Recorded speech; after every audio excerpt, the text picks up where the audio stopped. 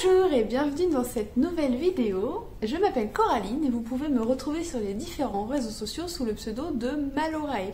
Donc Instagram, Ravelry et mon site maloraedesigns.com où je vous propose des accessoires tricot et des patrons de tricot. J'espère que vous allez bien aujourd'hui. Je suis de retour pour une nouvelle vidéo avec une sélection de patrons.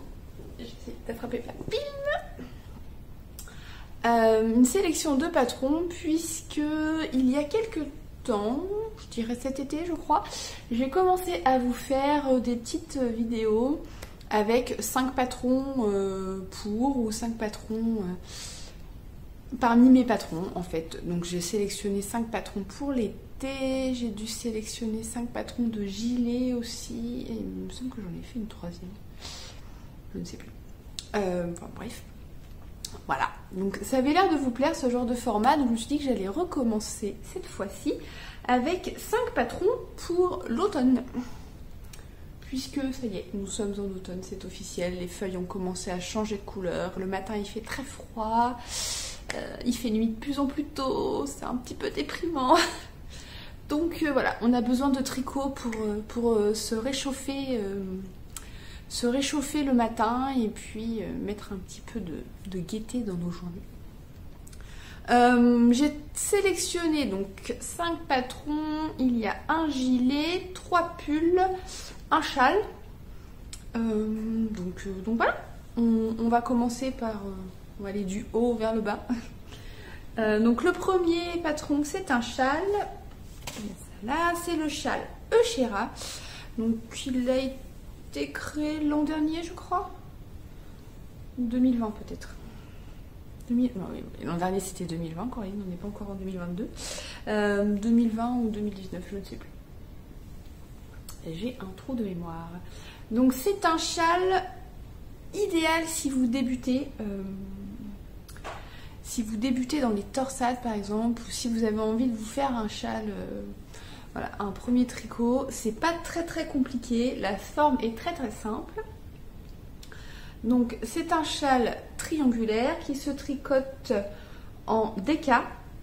Donc moi c'est une déca tweed naturelle que j'avais acheté à Célène, c'était à l'heure de la laine, donc ça devait être en 2019. Donc voilà, il a dû paraître en 2020 je pense. Voilà, une forme triangulaire toute simple, il est en jersey.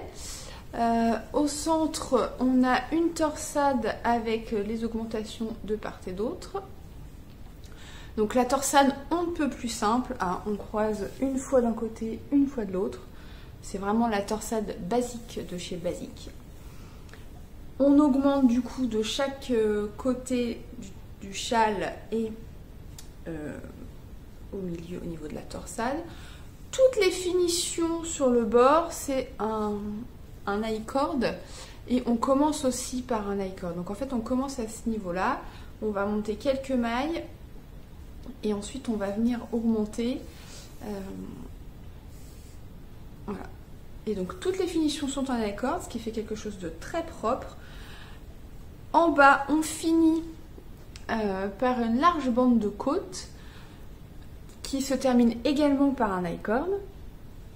Et sur chaque bord, alors moi je suis venue accrocher des petits pompons comme ça là, mais c'était histoire de finir mes échos. J'ai utilisé 3 échos il me semble.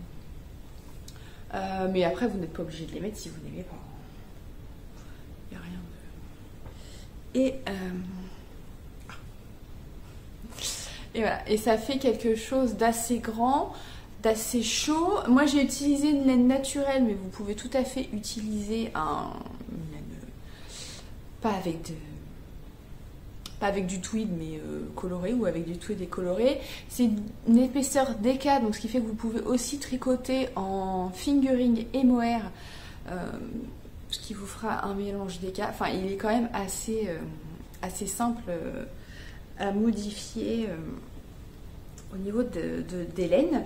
Après c'est pareil, vous pouvez aussi le faire en fingering si vous préférez, mais dans ces cas là il faudra faire plus de répétitions que ce que je vous indique, puisque l'échantillon ne sera pas l'échantillon ne sera pas identique. Donc là, il est quand même assez grand. Hein. Enfin, moi, on dit que l'envergure, ça fait notre taille.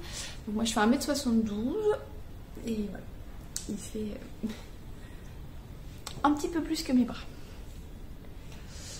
Voilà, donc ça c'est le châle Euchera. Donc je ne vous l'ai pas dit, mais je vais vous le dire maintenant. Sur le blog, vous aurez un article avec tous les liens des modèles que je vous ai parlé aujourd'hui. Je vous mettrai aussi le lien vers les sites où j'ai acheté la laine. C'est tout. C'est déjà là. Donc ça c'est le châle Euchera. Donc oui, et le patron il est disponible donc comme tous les autres. Je vais pas vous le dire à chaque fois. Tous les patrons sont disponibles sur Ravelry et sur mon site meloredesigns.com. Donc ça c'était le châle Euchera. Ensuite nous avons le pull Allium. Donc Allium, c'était pas fait exprès, mais en fait les écheveaux pour tricoter Allium, je les ai achetés le même jour que ces écheveaux à l'heure de la laine en 2019. Ça a été tricoté avec un filet de une louve dans les bois et c'est le coloris, je crois que c'est Blueberry Sorbet que vous ne voyez pas tout à fait de la bonne couleur, c'est plus comme ça en fait. Donc Allium c'est un pull à manches montées qui se tricote du haut vers le bas. Donc tout le corps en fait il est en point de semis. Alors moi j'ai une laine un peu nuancée donc ça se voit mais pas tant que ça. Donc en fait le point de semis c'est 3 mailles en droit, une maille en vert et on fait quelques rangs en jersey et quelques rangs plus bas. En fait on va inverser la maille en vert pour créer un petit... alors il va pas faire le point. Vous voyez là il y a une maille en vert et là elles sont décalées. Elles sont en quinconce en fait à chaque fois. Donc on commence par monter les mailles pour le dos. Le dos est tricoté en point de semis jusque sous l'emmanchure. Ensuite on vient relever les mailles pour les devants. Et donc on fait chacun des devants en augmentant pour l'emmanchure et en augmentant pour l'encolure. Donc ce qu'on fait c'est qu'on tricote le premier devant jusqu'à avoir assez de mailles pour l'encolure. On met en attente. On fait le second devant. De la même façon, on met en attente, on joint les deux devants et ensuite on va tricoter jusqu'à arriver jusque sous l'emmanchure. Donc et je vais finir sur le corps et après je reviendrai sur les points. Et on tricote après tout le corps en rond. Donc vous voyez que mon pull est plus long devant et plus long derrière que devant, tout simplement parce qu'en fait sur l'arrière on vient faire quelques rangs raccourcis. C'est léger hein, pour faire un petit arrondi, mais vraiment un petit arrondi. Si vous n'aimez pas, vous ne les faites pas. Si vous voulez plus d'arrondi, il suffit de faire plus de rangs raccourcis. Très simple. Et on termine par des côtes de 2. Donc les points. On a sur le devant, ouh là pardon, j'ai shooté dans le pied. Donc sur les côtés, on a le point de semis. Et au centre, en fait, on a un jeu de torsades qui sont assez simples. Par contre, la torsade centrale est un peu plus travaillée parce qu'il y a un peu de dentelle, un peu de torsade. Donc voilà, c'est un peu plus travaillé. Je dirais que c'est pas un pull qui est accessible si c'est votre premier pull en torsade par exemple. Ça risque d'être un peu abstrait, notamment au niveau des croisements de cette partie-là. On ne croise pas toujours dans le même sens. Donc si c'est vraiment votre tout premier pull en torsade, je vous conseille de faire celui que je vais vous présenter après, ou de faire le châle Euchera qui est beaucoup plus simple. Celui-ci, il faut déjà avoir fait 1 ou 2 pulls en torsade, je pense. Donc voilà pour le corps. Ensuite le col, donc j'ai choisi de faire un col en jersey pour que ça roulotte. Donc en fait c'est tout simple, hein. On vient relever les mailles et on fait un tricote en jersey et on rabat. Alors il faut rabattre assez souplement quand même pour que ça puisse roulotter bien, que ce soit pas trop serré. Et pour les manches, donc ce sont des manches montées. Ce qui fait qu'on va relever les mailles autour de l'emmanchure et on va tricoter en rang raccourci toute cette partie là en fait jusque sous l'emmanchure, tout ça on va le tricoter en rang raccourci et en faisant le point de semis puisque toutes les manches se tricotent en point de semis. Et ensuite une fois qu'on a fini les rangs raccourcis on tricote en rond en faisant des diminutions pour ajuster la manche. Et encore là, on finit avec des côtes de 2. Donc voilà, je trouve que la laine, alors ça va être l'occasion aussi de vous faire un petit retour sur les laines, hein, parce que celui-ci il est sorti l'année dernière il me semble, et ben vous voyez j'ai quand même pas mal porté, alors hormis une ou deux petites bouloches là par exemple, où on tire un peu dessus et ça s'en va, je l'ai pas rasé celui-ci je crois, et en fait la laine a très bien vieilli. Je ne sais plus la base exacte, mais de toute façon, je vous mettrai tout ça dans l'article. Parce que bon, ça fait un moment que je l'ai tricoté. S'il est sorti l'année dernière, c'est que je l'ai tricoté il y a pas loin de 2 ans. Donc voilà pour le pull Allium. Hop, je replie. Ensuite, nous avons Sparaxis. Donc Sparaxis, lui, il doit être sorti en 2019. Je pense. Sparaxis, celui-ci justement, si vous commencez les torsades, il est pas mal parce que ce sont des toutes petites torsades. En fait, on a un genre de plastron, un genre de V en torsade. Ce sont des toutes petites torsades, donc c'est sur 4 mailles, il me semble. Je vais compter. Oui, c'est ça. C'est sur 4 mailles. Elles sont toutes pareilles en fait, il n'y a pas de différenciation au niveau du sens, il n'y a pas de miroir, elles sont toutes identiques. On croise là aussi dans un sens et dans l'autre. Et en fait, petit à petit, on les arrête. Et ça fait des bandes que l'on arrête un peu plus longues. Voilà, jusqu'à plus en avoir du tout. Donc en fait, on n'a jamais beaucoup de torsades en même temps. Sparaxis, il a une construction à manche, non pas à manche montée, drop shoulders, donc c'est des épaules tombantes, un peu comme celui que je porte en fait, enfin pas un peu, comme celui que je porte, il y a un peu moins d'aisance par contre sur Sparaxis que sur celui que j'ai, là aujourd'hui j'ai mis Montana, voilà, là vous voyez bien le point en fait, il y a beaucoup de points et puis plus ça va, moins il y en a, jusqu'à plus du tout. Donc là j'ai plus d'aisance. Sparaxis il est un peu moins large. Donc il se tricote aussi du haut vers le bas. Là encore on commence par le dos en tricotant en jersey jusque sous l'emmanchure. On met en attente les mailles. Et on vient relever les mailles sur chacun des devants. Donc comme pour Allium, on relève les mailles. On tricote avec des torsades. Donc comme je vous disais, donc au début on a ces 4 là. Petit à petit, on va augmenter pour l'encolure, donc on va pouvoir en faire une 5e. Mais comme on arrête celle-ci au fur et à mesure, on n'a jamais plus de 4-5 torsades là sur chacun des devants. Une fois qu'on a fait l'autre devant et qu'on a joint au niveau de l'encolure, on va tricoter jusque sous l'emmanchure. Là encore, vous voyez qu'on n'a que les torsades centrales en fait qui restent, parce que sur les côtés, c'est du jersey. Puis on arrête les torsades et on tricote simplement en rond, en jersey. Jusqu'en bas du corps et on termine par des côtes de 2. Pour le col, j'ai choisi de faire des côtes de 2 classiques.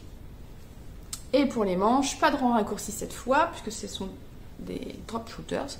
Donc on relève simplement les mailles, on tricote en rond en faisant des diminutions pour ajuster la manche. Et on termine encore par des côtes de 2. C'est un pull qui est top pour les laines à speckles, comme vous pouvez le voir, ça rend quand même bien. Il n'y a pas trop de speckles pour cacher les torsades. Donc là c'est de la laine de la pelote vagabonde.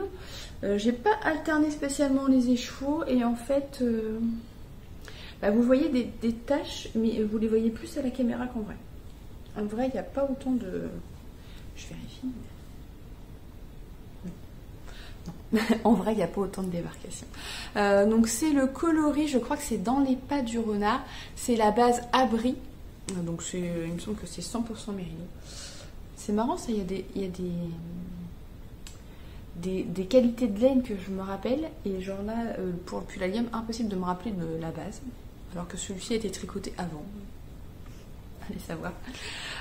Donc ouais, j'aime beaucoup ce coloris. Ça fait un fond un peu beige marron avec tout un tas de speckles orangés, prunes. Très beau ce coloris. Je l'aime beaucoup ce pull. Donc là pareil, je l'ai quand même pas mal porté. Vous voyez que il a pas trop mal vieilli. Hein. Il n'a pas tant bouloché que ça. Par contre, il faudra peut-être que je le rebloque un peu parce que là, il était dans mon armoire et il est un peu fripé. Des marques. Donc là, c'est le pull, le pull Sparaxis. Hop. Suivant. Donc là, on rentre dans le pull doudou, le pull tout confortable, très aérien, léger, mais tellement agréable à porter. Donc ça, c'est un modèle que j'avais créé pour le magazine LITLG. C'est un petit pull qui se tricote avec un fil de mohair tenu en double. Et là, j'ai un trou de mémoire sur son nom. Ah, je suis un boulet. Attendez, je vais vérifier. Ah là là. Je suis un boulet. Le pull Akebia. Trop de patrons, j'ai le cerveau. Je sais plus comment j'avais mes patrons. C'est une cata. Donc, c'est le pull Akebia. Donc, à la base, je l'avais créé pour le magazine LITLG. Donc, c'était le numéro 2, il me semble. Et j'ai pu le sortir en individuel, donc je l'ai sorti l'an dernier. Donc c'est un pull qui se tricote du bas vers le haut, tout simplement parce que le motif fait qu'il faut tricoter du bas vers le haut. C'est un motif de chevron avec des petits jours et une diminution centrale. C'est un motif très basique, très simple à retenir. On voit facilement si on a fait une erreur puisque c'est censé s'aligner. Donc si ça s'aligne pas, c'est qu'il y a un souci quelque part. On le tricote tellement de fois sur le corps et sur les manches qu'on le connaît par cœur avant même la moitié du corps. Il n'y a pas de souci. Donc on tricote du bas vers le haut. On commence par des côtes torse. Torse? Oui, torse. Des côtes 1-1 torse. Ensuite on tricote le motif jusqu'en haut. Enfin jusqu'en haut, jusqu'au niveau de l'emmanchure. Et il y a du mohair qui vole et ça va me faire éternuer.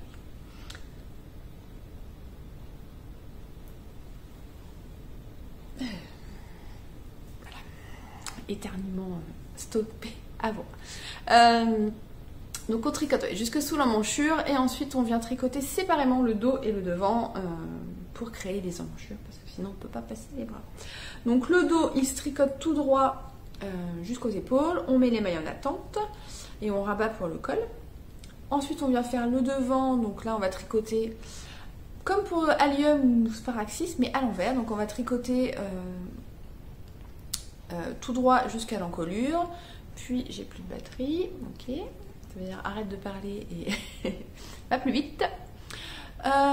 Donc on va tricoter jusqu'au niveau de l'encolure. On va ensuite... tricoter un devant, rabattre les mailles, tricoter l'autre devant et on va tricoter la fin des devants séparément jusqu'aux épaules et là on va faire un rabat à 3 aiguilles. Donc c'est un rabat que j'aime beaucoup qui permet d'avoir une... Alors ça fait comme une couture, je sais pas si vous allez voir.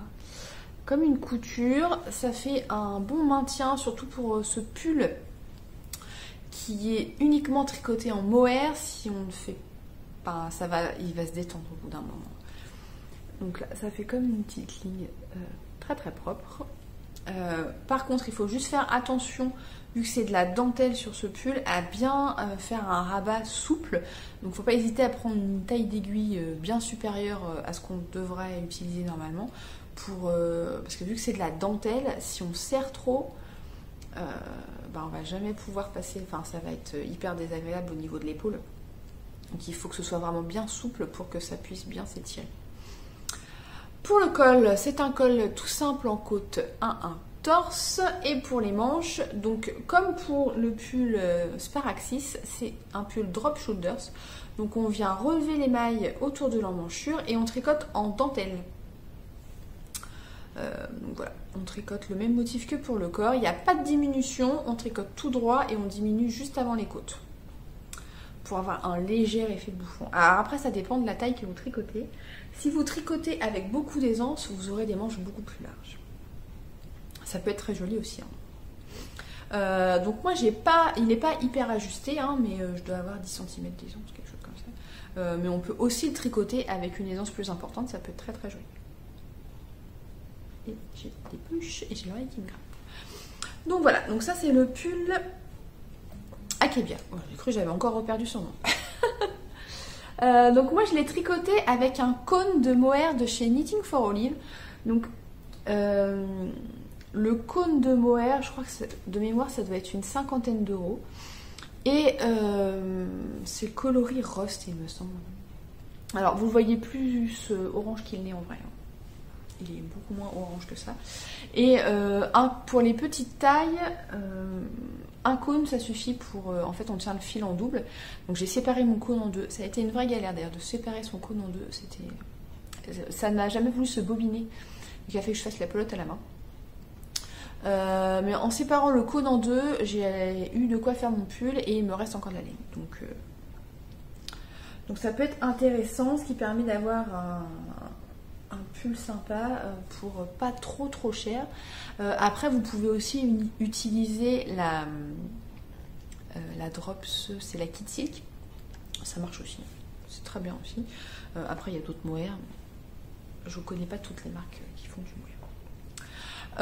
Et ensuite j'ai choisi le gilet Litops qui est lui aussi issu du magazine Elite LG numéro 2. En fait ils étaient copains avec le pull Akebia.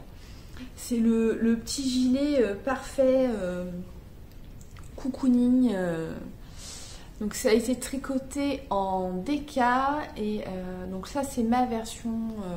Je l'ai tricoté en Charisma ou Lima de Drops. J'ai un doute. Je crois que c'est Charisma, mais j'ai un doute. Je vous remettrai tout dans l'article de blog. Donc Litops, c'est un gilet raglan qui se tricote du haut vers le bas, donc avec du point de blé. Donc le dos et les manches sont en point de blé. Et sur les devants, on a un super panneau de torsade avec des nopes, avec des poches. Franchement j'ai adoré tricoter ce pull. La première fois quand j'ai tricoté pour Elite LG, le prototype que j'avais tricoté c'était avec une laine tweed et c'était super agréable. Et j'ai voulu montrer qu'on pouvait avoir un rendu aussi super joli avec une laine un peu moins chère, enfin même beaucoup moins chère parce que mine de rien la DK ça chiffre quand même pas mal au niveau des... quand on fait une grande taille notamment, la DK c'est des échaudons 200, 250 mètres, ça dépend un peu, 225, ça dépend à peu près après des matières, mais donc c'est quand même pas donné quand il faut 6, 7 échevaux, je peux comprendre que ça rebute. En utilisant la Drops, ça fait quelque chose d'aussi super joli et avec un coût beaucoup moins élevé. Donc moi j'ai choisi un gris qui est un peu chiné, je sais pas si vous allez voir. Chez Drops ils ont des coloris unis et ils ont des coloris mix. Et donc là c'était un gris mix, je sais plus quel gris, ça devait être le gris moyen ou quelque chose comme ça.